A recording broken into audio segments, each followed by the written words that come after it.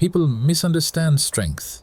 They think it's the one who shouts the loudest, who makes the grandest gestures, who sits at the head of the table. They mistake volume for power. They are fools. Remember this: the quietest man in the room is often not the weakest. Sometimes he is the most dangerous. Sometimes he is the one who built the room. He knows every beam, every wire, every hidden flaw in the foundation. He doesn't need to shout. He doesn't need to fight you for your chair. He can sit in the corner, saying nothing, and he can take the entire structure away from you. Not with a lawsuit, not with a hostile takeover, not with a boardroom coup, with a single phone call. One quiet conversation in the dead of night to a man who remembers a favor from 20 years ago. One whispered name to a person who understands the true weight of a promise. That is all it takes. The river of business, of power, of life itself changes course at his request, because he was the one who dug the riverbed in the first place. He is the ferryman, and he decides what crosses the water. So build your companies, chase your titles, amass your fortunes, but never ever forget what truly holds it all together. It is not the paper you sign, it is the hand you shake. It is the look in a man's eyes when he knows your word is your bond. That is the only legacy that matters. That is the only thing that cannot be taken from you, because it is the one thing you must never ever break. He said it so easily, as if he were discussing the weather. He was not just dismissing my methods, he was dismissing my life. Every scar, every sleepless night, every impossible deal I'd closed, not in a boardroom, but in the back rooms of warehouses and on the decks of ships in international waters. He was calling my entire existence a shadow, an obstruction to his glorious, data-driven future. The two men beside him gave slight approving nods. They agreed. My life's work was an inconvenient ghost they needed to exorcise. And in that moment, as I looked at my son, my flesh and blood, the heir to everything I had built, a single sharp and perfectly clear thought cut through the numbness, through the rising tide of a fury so profound I could taste its metallic tang. He's firing me from my own house. This building, this company, this very chair he sat in.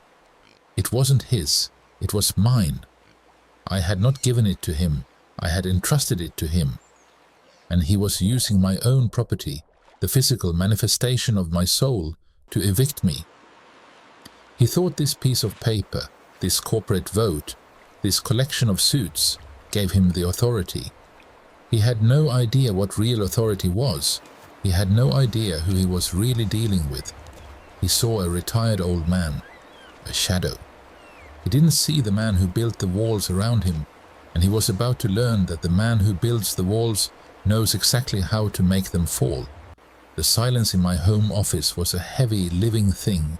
It had been a week since the boardroom, and the quiet had settled into the very bones of this house, a stark contrast to the roar of the sea and the frantic energy of docks that used to be my symphony. This room was my sanctuary, my anchor. And it was a lie. Sunlight, weak and pale, filtered through the blinds, catching the dust motes dancing in the air. They swirled around the ghosts on my walls. Faded photographs, their colors bleached by time and salt air, stared back at me. There I was, a younger man with colder eyes, shaking hands with the men who had never known a single day of legitimate peace. A grip with a shipping magnate in Vladivostok, his smile not reaching the dead calm in his gaze. A toast with a warehouse lord in Rotterdam, the glint of the crystal glass matching the sharp promise of violence in his posture. These weren't mementos of business trips, they were tombstones for a life I had buried. I am Nikolai, but for most of my life, that name was a whisper. I was the Ferryman. It was a title earned not in a corporate office, but in the liminal spaces of the world. The fog-shrouded wharfs at 3 in the morning, the anonymous freighters flying flags of convenience, the dark echoing holes where the only light came from a single bare bulb. My business was passage. I moved things that could not be moved, artifacts that governments would kill for, cargo that would make a war criminal blush. For clients who did not make requests, they presented realities. I was the only one who could navigate those treacherous, unseen currents. I retired from that, not because I was caught or because I lost my nerve. I retired to build something clean, something for my son, Alexei. A legitimate empire, shining and respectable, that he could put his name on without a shadow of doubt. People think the key to that world is brutality. It is not. Brutes are a dime a dozen. They are tools, and tools break. They think it is cunning. Cunning is merely a sharp knife, useful but limited. My true skill, the only one that ever mattered, was understanding the ecosystem of the underworld. It is not a jungle of pure chaos. It is a delicate, brutal web of unbreakable bonds. Trust, yes, but a trust forged in the knowledge of mutual annihilation. Fear, absolutely, but a fear that is respectful, almost reverent, of the balance.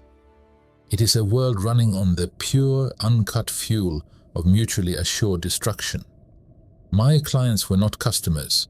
They were partners in the shadows. Our agreements were not written on paper. They were sealed with blood oaths and whispered secrets, any one of which could topple empires. I held their secrets, and they held the knowledge of my operations. We were a constellation of black holes, holding each other in a perfect, terrible orbit. And Kronos Logistics, the company I gave to my son, it was the beautiful, gleaming shell for this hidden organism, the public success, the awards for innovation, the respectable corporate clients. It was all a masterwork of laundering, a carefully constructed theater. The entire massive revenue stream that built our skyscrapers and paid for Alexei's lavish lifestyle was not from 1,000 different clients. It was a single, silent, untraceable river. It was the legitimate face of my old network's business. Every shipping container, every customs form, every logistical puzzle solved by Kronos was, in its heart, a movement orchestrated by the Ferryman for his partners. I had built a bridge between their world of shadows and the world of light, and I charged a toll for the crossing. The company was a front, but it was a front made of solid gold, and it existed for one reason only, because I, and the weight of my word, stood behind it. I let my fingers trail over the polished wood of my desk. This was the calm before the storm. My son, in his arrogance, thought he was firing an old man from a company. He had no idea he was standing on the shore, shaking his fist at the ocean, believing he could command the tides. He had dismissed the shadow, not realizing it was the only thing giving his precious empire any substance at all. The certified letter arrived on a Tuesday. The mailman, a man I'd known for a decade, handed me the stiff, legal-sized envelope with a somber nod, as if he were delivering a death notice. He knew. Everyone in this small orbit of mine seemed to know. I took it inside, the paper feeling unnaturally heavy in my hand, and placed it on the kitchen counter next to the half-empty coffee pot. I didn't open it immediately. I made a fresh pot instead, the ritual of measuring the grounds, the gurgle of the machine, a small anchor in a world that was slowly tilting off its axis. When the coffee was ready, I poured a cup black and strong, and finally slid my thumb under the flap of the envelope. The tear was loud in the quiet house. The letter inside was crisp, the Kronos logo embossed at the top. My logo, the one I'd sketched on a napkin in a diner 30 years ago. The language was cold, sterile, the work of a high-priced lawyer whose only job was to strip emotion from brutality. It formally revoked my lifetime access pass to the corporate headquarters. My pass to the building whose every steel girder I had approved, whose foundation I had poured my own sweat and hope into. They were locking me out of my own house. And then the final petty insult. It demanded the return of company assets.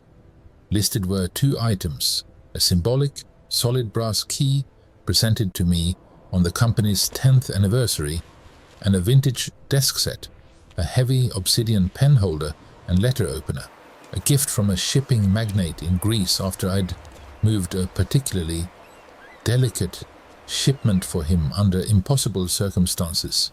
They weren't assets. They were relics. They were proof of a life lived. And my son, my own blood, was sending a lawyer's letter to ask for them back. I felt a hollow laugh bubble up in my chest, but it died before it reached my lips. This wasn't funny. This was a desecration. That evening I sat in my study, the legal notice lying on my desk like an accusation. The television was on for background noise, a financial news channel I usually ignored. And then I saw him. Alexei, my son. On the screen, standing confidently before a wall of Kronos blue, a new slicker logo subtly displayed behind him. He was flanked by his new board, a collection of young, sharp-faced men and women who looked like they'd been grown in a lab to maximize shareholder value. He was talking, his voice smooth and assured, the cold corporate tone from the boardroom now amplified for a national audience. He was announcing a bold new vision for Kronos Logistics, a pivot away from our core business, the intricate global web of freight and supply chains I had woven over a lifetime. He used words like aggressive growth, high-yield public ventures, and cutting-edge market disruption. My stomach tightened with each buzzword, and then he said it, the phrase that turned the hollow feeling in my chest into a solid, cold stone.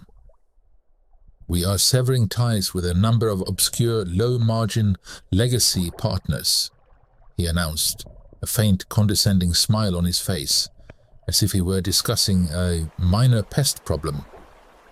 It is time for Kronos to step out of the past and into the future. Obscure, as the word echoed in the silent room. He called them obscure. Dmitry Volkov, who commanded a fleet of shadow ships that could vanish from any radar, the Chen Consortium in Shanghai, whose loyalty was bought with blood, not contracts, the men in Dubai who owned ports that didn't exist on any public map, the families in Naples and Marseille and Vladivostok, whose handshakes were more binding than any document ever written. These were not partners, they were pillars. They were the silent, immovable foundations upon which the glittering, legitimate tower of Kronos had been built. Their business, which he so flippantly called low margin, was the entire revenue stream.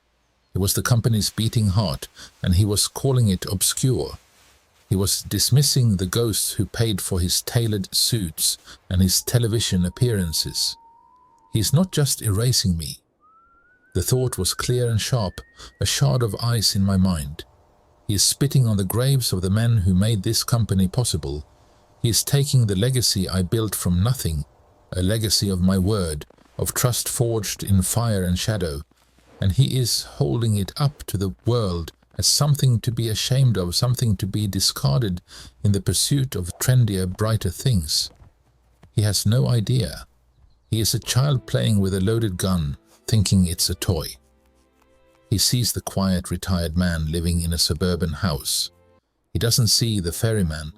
He doesn't see the man who could make entire governments look the other way with a single whispered phone call. He is poking a bear he doesn't know exists. He has thrown the first stone, and he believes the pond is shallow. He has no conception of the depth of the water or of the monsters I have spent a lifetime learning to calm. He has just insulted every single one of them. And in doing so, he has not just ended his company, he has endangered his life. The quiet of my street was a fragile thing. It was the quiet of trimmed lawns and sprinkler systems, of garage doors opening and closing at predictable hours. It was a quiet I had paid for, a quiet I had built around myself like a fortress wall. I was standing by the living room window, watering a ficus tree that had outlived 2 of my marriages, when the black sedan glided to a stop at the curb. It didn't belong. Its silence was different. A predatory electric hush. The windows were so dark They seemed to drink the afternoon light. My hand, holding the watering can, went still. I didn't need to see the license plate. I knew the shape of that car, the way it occupied space, as if it were displacing reality itself. It was a ghost from a life I had sealed shut. The rear door opened, and a man unfolded himself from the interior. He was built like a slab of granite, his movements economical, devoid of wasted energy. Dmitry Volkov. 15 years had passed, but they had only polished the hardness in him, etching deeper lines around a mouth that had never learned to smile. He wore a simple dark coat, and his eyes found mine through the window pane immediately, as if he'd known exactly where I would be. My heart did not hammer, my breath did not catch. Instead, a profound, weary cold began to spread through my veins. This was not a social call. Dmitry Volkov did not make social calls. He was a force of nature, a tectonic plate, and his movement meant the ground was about to shift. I met him at the door before he could ring the bell. To leave him standing on the porch felt like a greater risk. "Nikolai," he said. His voice was a low rumble, the same gravelly tone I remembered from warehouses in the dead of night, from docksides slick with rain and secrecy. "Dmitri," I replied, my own voice flat. "This is a surprise." He didn't acknowledge the pleasantry. His gaze swept over my shoulder, taking in the bland, comfortable interior of my home, the beige sofa, the generic landscape painting. It was an assessment, and I felt the poverty of it all under his scrutiny. "Your boy," he began, and the words were like chips of ice. "Alexei. He has cancelled our arrangement." I said nothing. I let the silence hang between us, a void for him to fill. "He sent a junior executive, a child in an expensive suit." Dimitri's lips thinned almost imperceptibly. "He told my representative that Kronos no longer requires our custom." He invested the word with a world of contempt. He was dismissive. The calm in his voice was a physical pressure in the air. It was the calm of a depth charge before it detonates, the stillness at the eye of a hurricane. A shout from Dmitri would have been preferable. A shout was heat, was passion, was something that could be reasoned with. This calm was finality. "I came to you, old friend," he continued, and the term friend was a blade, "out of respect for what we built, for the word you gave me all those years ago." His eyes, the color of a winter sky, held mine. "But respect has a limit. The shipments must flow," and there it was. The click. It wasn't a sound, but a sensation, a perfect, ice-cold alignment of gears in the dark machinery of my past. The final piece of a terrible puzzle sliding into place with absolute devastating finality. He wasn't just talking about a lost contract. He was talking about the lifeblood, the shipments, the ones that didn't appear on any balance sheet, that moved through Kronos' ports and warehouses like ghosts, leaving no trace but an immense, silent river of capital. The shipments for Dmitri and for the others like him, the Greeks, the Emiratis, the consortiums, were the company's hidden heart. They were the reason Kronos could afford to look so successful, so legitimate to the outside world. They were the unspoken foundation upon which every public success was built. Alexei hadn't just fired me from my own company.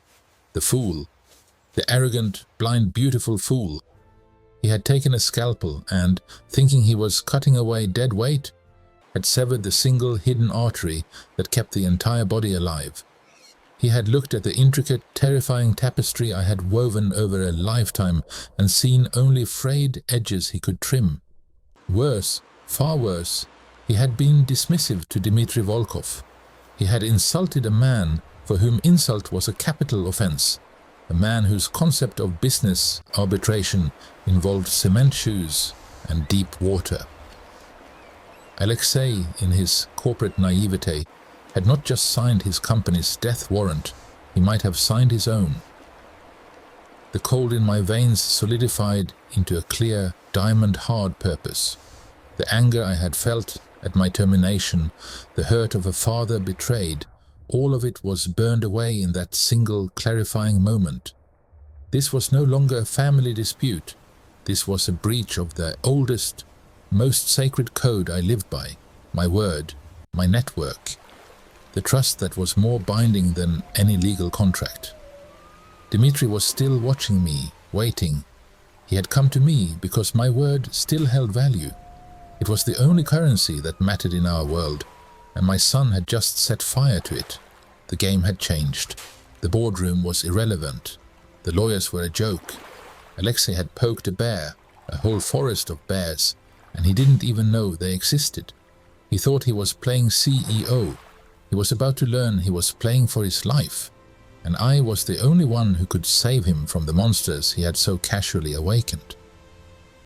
The house was silent, a tomb for a life I thought I had left behind. Outside the world slept, but in my study the past was wide awake, breathing in the dust motes dancing in the single, sharp beam of my desk lamp. The rest of the room was swallowed by shadows, but this one circle of golden light was all that mattered. It fell upon the worn, cracked leather of a ledger. It wasn't just a book. It was a ghost. My ghost. My fingers, older now, speckled with the maps of time, traced the embossed symbol on the cover, a stylized oar and a river. No one who saw it would understand.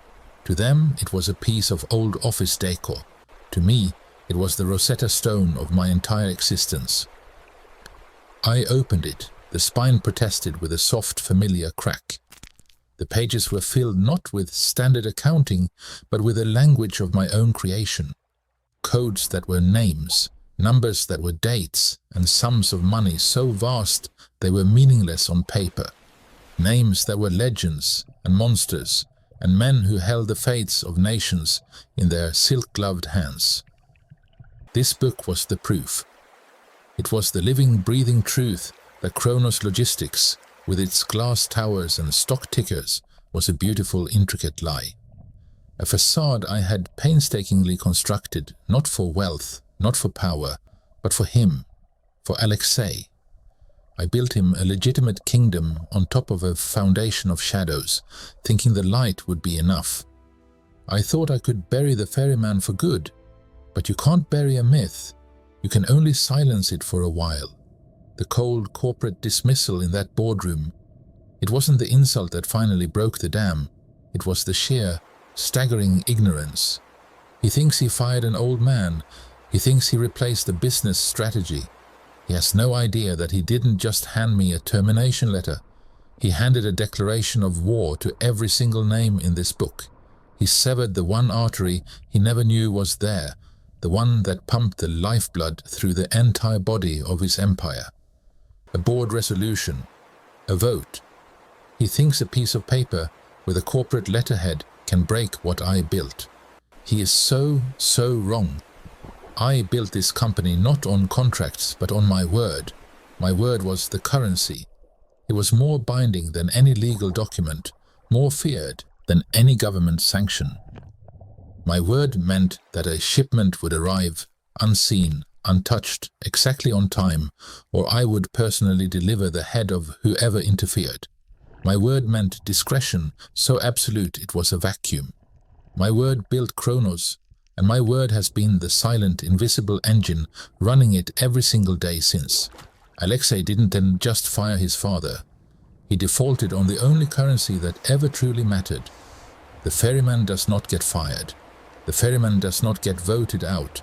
The ferryman simply changes the course of the river, and that is exactly what I will do. The plan formed not as a frantic scramble, but as a cold, crystalline certainty rising from the pages of this ledger. It was simple. It was brutal. It was elegant. I would not fight him in his world. I would not hire lawyers to argue over bylaws and severance packages. I would not sue for my rightful place. That is what he would expect. That is the fight of a mortal man. I am not a mortal man in this room. In this light I am the ferryman. I will make a single phone call to every name in this book, one by one. I will not plead, I will not explain. I will state a new reality. Kronos is compromised. The sun is unreliable. The trust is broken. And then I will offer the alternative, the only alternative, me. Not a company, not a board, a single entity, a new, silent, utterly reliable channel. I will call it Styx Holdings, a fitting name for the vessel that will carry his empire into the underworld. I will not take the company from him. What would I do with the hollow shell, the offices, the letterhead, the public-facing brand? Let him have it. Let him sit in the CEO's chair and preside over the emptiness. Let him give interviews about his vision for the future while the past quietly packs its bags and walks out the door.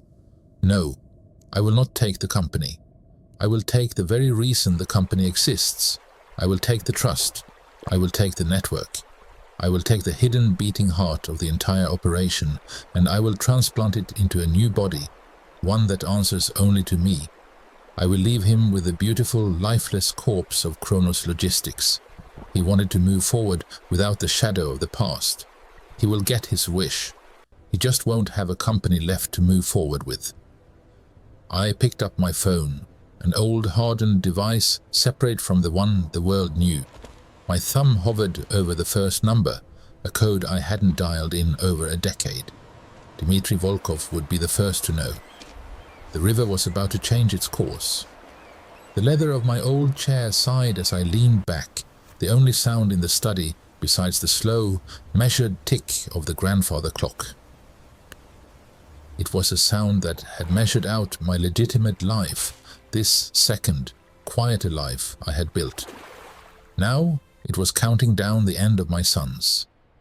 On the desk before me lay the ledger, its pages open like a sacred text. This was not a book of business. It was a book of souls. And the first soul I had to call was the most dangerous one. My personal phone, a simple rugged device untouched by corporate firewalls, felt heavy in my hand.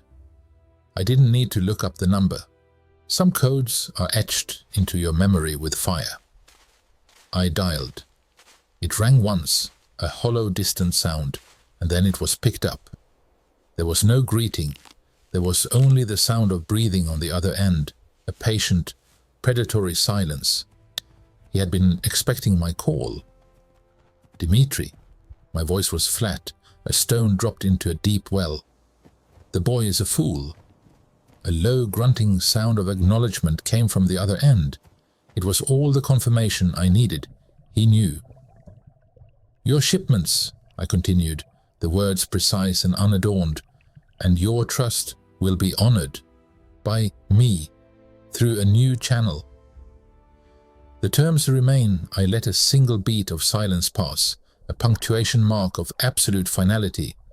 My word remains. There was another pause, longer this time. I could almost see him, sitting in some opulent, dimly lit room on the other side of the world, weighing the loyalty of 3 decades against the insult of a single day. It is good to hear your voice, Nikolai. His voice was a low rumble, like distant thunder over the steppe. The new channel. We will await the details. The line went dead. Step 1 was complete. The foundation had been set. The most volatile element in my entire equation had been secured with 4 sentences.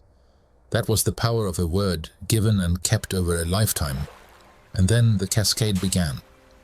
For the next 48 hours, I did not sleep. I did not eat. I became a ghost in my own home, a conduit for a resurrection. The ledger was my map, and I charted a course through the underworld of global commerce. I worked not in order of importance, but in order of the rising sun, following the planet's turn from the dark into the light. My first call after Dmitry was to a number with a Piraeus area code, a shipping magnate who owned a fleet of tankers that officially carried crude oil and unofficially carried things that preferred the dark. Kronos is dead, I said the moment he answered. I am alive, your business moves with me. Understood, Nikolai, was the immediate reply, followed by the soft click of the call ending. No questions, no negotiations. Next, a warehouse lord in Dubai, a man who could make entire container shipments vanish from digital manifests and reappear wherever you needed them. The same message. Kronos is dead. I am alive. Your business moves with me. As you say, he answered, his voice calm. The usual protocols. New protocols will follow, I confirmed, and ended the call. I moved to a consortium in Shanghai, a web of factories that produced everything from children's toys to components for weapons systems they were not authorized to produce. The message was the same, the response was the same. A chorus of assent from the shadows. My word was not just accepted, it was law. It was the only law that mattered in their world. Alexei, with his board resolutions and his quarterly reports, had been playing a game of checkers. I was playing a game of tectonic plates, and I had just decided to shift the entire continent out from under his feet. As the acknowledgements rolled in, a strange, cold peace settled over me. This was not the frantic work of building an empire.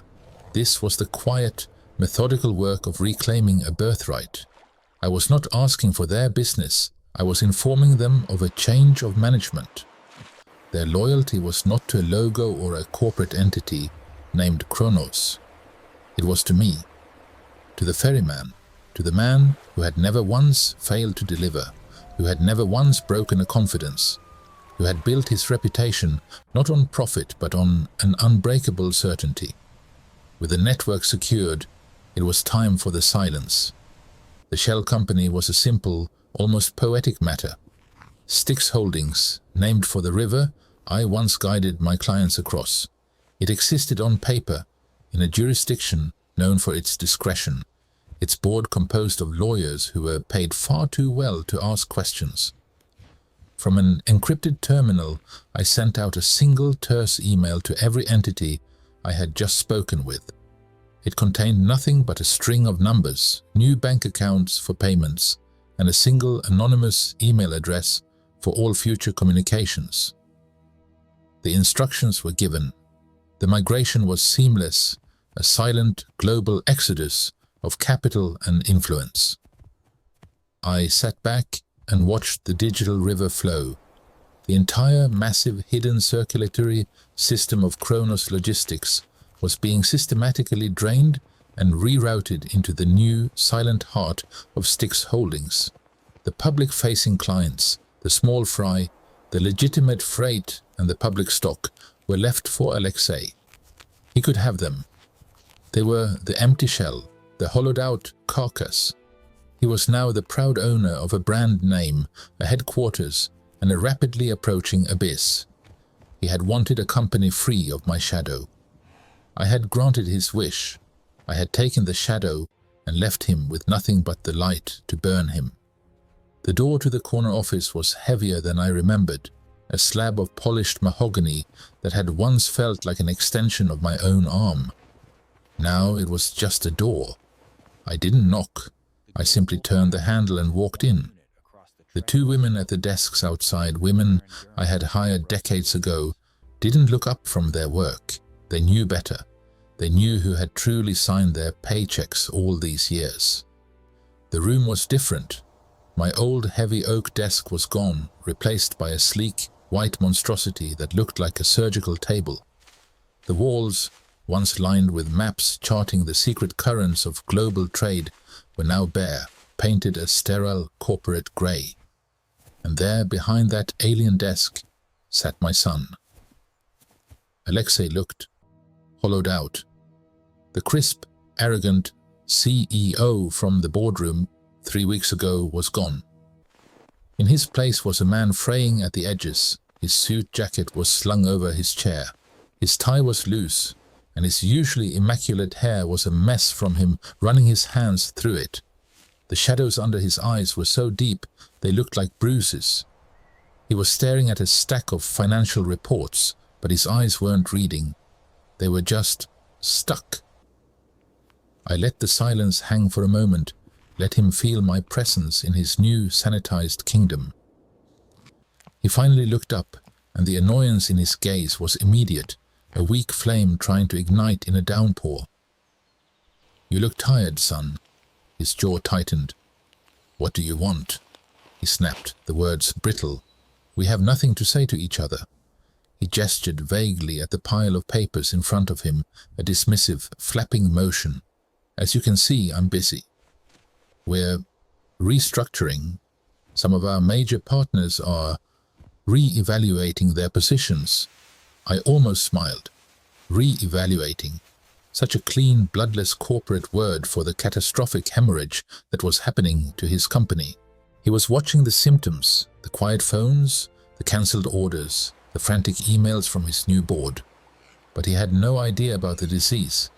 He was a doctor diagnosing a plague as a common cold. I took a slow step forward, my hands in my pockets. I didn't need to loom or shout. The truth was a far heavier weapon.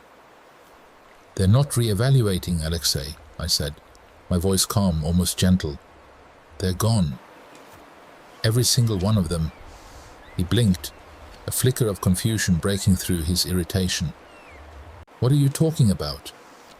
"The Volkov account, the Piraeus consortium, they're just renegotiating terms. It's a standard part of the obscure low-margin partners," I interrupted, using his own words from the television interview like a scalpel. "The ones you were so eager to sever ties with." "They weren't just partners, Alexei. They were my partners." I let that hang in the air between us. I could see the gears turning in his head, slowly, laboriously, like rusted machinery. "They only ever worked with Kronos because I asked them to," I continued, my tone still conversational, as if I were explaining the weather. "For 30 years, their business, their trust, their loyalty, it was all personal. It was all to me. Their shipments, their payments, their very presence in your ledgers. It was a favor. To me, I took another step closer, close enough now to see the fine sheen of sweat on his forehead. "You were so focused on the modern, the public, the shiny new ventures. You never stopped to ask where the money actually came from. You never wondered why a logistics company had such consistent, untouchable revenue, year after year, through every recession, every market crash." His eyes were wide now, the arrogance completely gone, replaced by a dawning, sickening horror. "I was your only client, Alexei," I said, and I finally let the full, crushing weight of it land. "The only one that mattered. Every dollar of real profit that ever built this company, that paid for your education, that bought this desk. It came from me, from my word. You didn't just fire your father from the boardroom. You stood there in your expensive suit, in the company I built for you, and you fired your entire customer base. And then I saw it, the collapse. It wasn't a loud, dramatic thing. It was silent and total. The color drained from his face so completely he looked like a black and white photograph. His shoulders, usually held so straight and proud, seemed to deflate, the very structure of him giving way. His mouth opened slightly, but no sound came out. He looked from my face to the stack of reports, to the silent phone on his desk, and then back to me.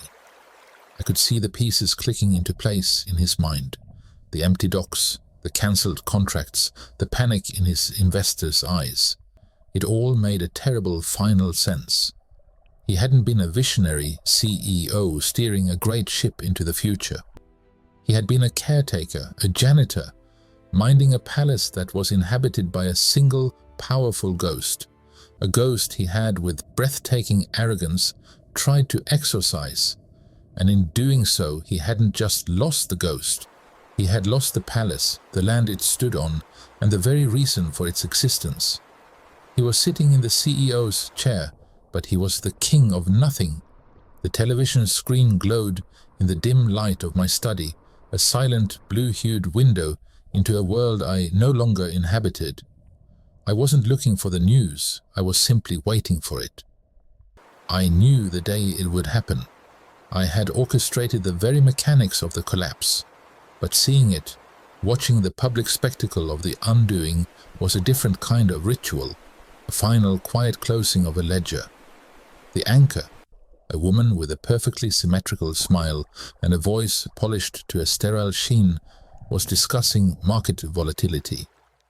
Then the graphic appeared over her shoulder, a red arrow so violently downward it looked like a dagger plunged into a chart, and the ticker crawling along the bottom of the screen in bold white, unforgiving text.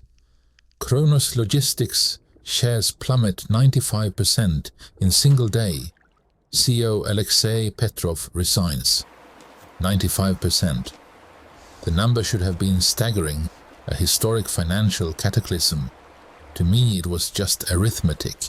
It was the precise numerical value of a kingdom stripped of its purpose. It was the cost of arrogance, quantified. The stock was never the company. The stock was the flag flying over the castle. The company was the earth the castle was built upon, and I had pulled that foundation out from under him, handful by handful. I felt nothing, no triumph, no schadenfreude. There was only a vast, hollow quiet, the same silence that exists at the center of a storm. This was not a victory. It was a correction. An imbalance in the universe had been righted. He had broken a sacred trust, not just with me, his father, but with the very nature of the power he thought he wielded. He mistook the crown for the authority. He never understood that the crown was just a piece of metal. The authority was the loyalty of the men who had placed it on his head, a loyalty that was and always had been mine to give and to take away. My phone, resting on the worn leather of my desk, began to buzz. It skittered in a half circle, a frantic, angry insect. I didn't need to look to see the name. I knew. There is a specific frequency to desperation, a unique vibration that travels through the air and into your bones. It was him, Alexei. I watched the phone dance. I listened to its insistent hum. I imagined him on the other end, surrounded by the polished emptiness of his corner office, the phones on his desk now truly silent, the view from his window now a panorama of his own ruin. The resignation had likely been demanded, not offered. The board, those faceless suits he had brought in to validate his coup, would have turned on him in an instant the moment they realized the company's lifeblood had evaporated. They were scavengers, and he was no longer a king, he was just carrion. I let it ring, I let it go to voicemail. A moment later, it buzzed again. A text message this time, a single stark preview on the screen. Father, we need to talk. Please, we. There was no we anymore. There was him in the wreckage, and there was me in the quiet. Let him sit there, let him stare at the financial reports that made no sense. Let him feel the calls from shareholders who had lost everything. Let him try to explain to the remaining legitimate clients why their shipments were suddenly delayed, why their contracts were suddenly untenable. Let him fully comprehend the scale of the emptiness he had created. He needed to understand, in his soul, that he wasn't just losing a company. He was witnessing the evaporation of a myth he had believed was his own creation. He was learning the final, most important lesson I would ever teach him, that some fires, once extinguished, cannot be relit. While his world turned to ash, mine was being reborn in absolute silence. Styx Holdings. The name was a private joke, a nod to the river that separated one world from the next. It had no office. It had no listed phone number. It had no employees, only a handful of well-compensated ghosts who executed my will. It was a whisper in the machine of global commerce, and it was now, without a single public declaration, the most powerful and invisible logistics firm in the world. Every shipment that had once given Kronos its unshakable, hidden strength now flowed through my new channels. The Volkov Syndicate, the Greek magnates, the Dubai warehouse lords. They were all content. Their business was secure. Their trust, my word, was intact. They answered only to me. The phone buzzed a third time. I picked it up, not to answer but to power it down. The screen went black, reflecting my own impassive face back at me. The connection was severed. Not just the phone call, but the last frayed thread of that old life. The ferryman had guided his last ship across the river for Kronos. Now, the river itself belonged to me. The salt on the air is the only contract I recognize now. It's a clean smell, one that scrubs the past from your lungs with every breath. I sit on the terrace of a white villa, perched on a cliff where the Montenegrine mountains tumble into the Adriatic.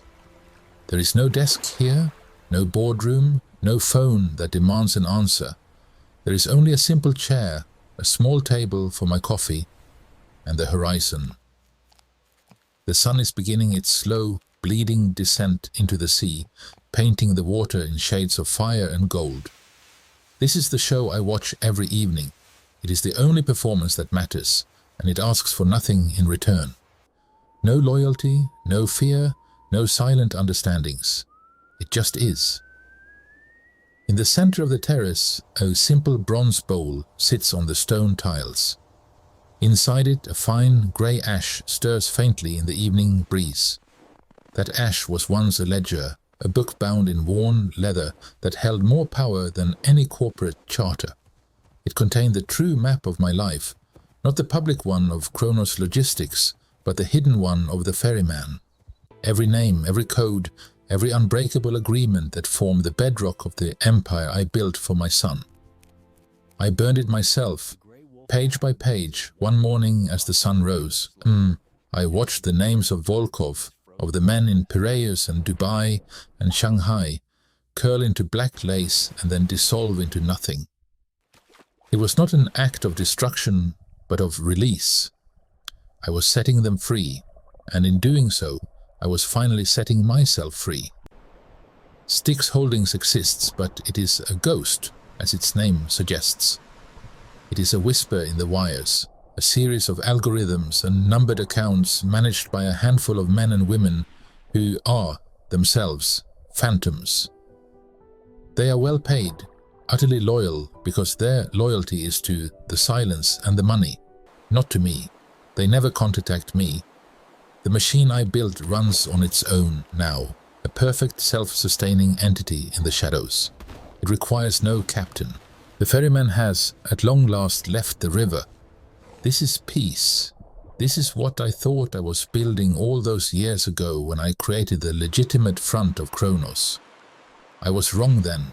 I thought peace was a thing you built, a fortress of money and power to keep the world out. I know now that peace is a space. It is the emptiness between thoughts. It is the weightlessness of having no one to answer to, no shadow to maintain, no sun to protect from a truth he was too arrogant to learn. I think of him sometimes. The news feeds, which I rarely check, tell me he is a mid-level logistics manager for a rival firm. The title is a kindness. He is a functionary, a cog. He spends his days in meetings about shipping routes and fuel surcharges, the mundane details of the business he once thought he was revolutionizing. He is a public monument, yes, but not to his own ambition. He is a monument to the cost of hubris, a living lesson to anyone who would mistake the map for the territory, the crown for the king. There is no anger in me when I think of him. There is a hollow sort of pity, the kind you feel for a man who was given the keys to a kingdom and, believing them to be mere metal, threw them away.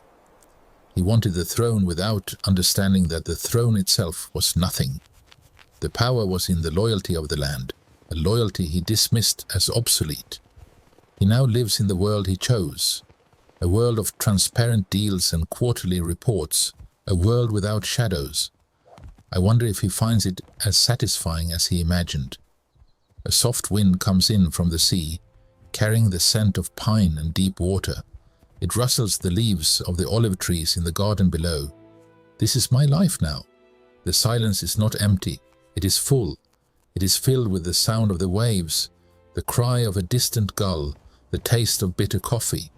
I built an empire of shadows so my son could live in the light. In the end, he shattered the light himself, and I was left to reclaim the quiet power of the dark. And I have found, here at the edge of the world, that it is more than enough. It is everything. The sea here has a different sound. It doesn't crash against concrete piers or whisper secrets between shipping containers. It just is. A vast blue expanse that asks for nothing and offers no judgment. From this villa, watching the sun bleed into the Adriatic, you'd think a man had everything. Peace, quiet, freedom, but peace is a strange currency. You don't earn it with money or power. You buy it with the only thing that truly matters in the end, your word. They will tell you a legacy is bricks and mortar, a name on a building, a stock ticker, a title. I thought that, once. I built Kronos from a single truck and a desperate prayer into an empire that spanned continents. I thought I was building a monument for my son, a fortress. I was wrong. A legacy is not the company you build. It's the word you keep.